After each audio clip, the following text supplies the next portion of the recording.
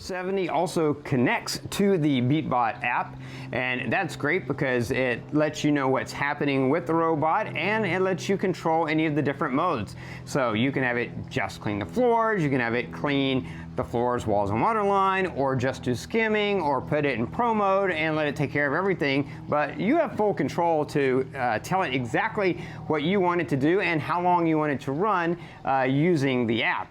And when it's in the skimming mode, you can actually manually take over control if you want to and guide it, or you can hit the park button and have it park itself at the edge. So the app really just kind of enhances the ability for you to use it in the way that you need it.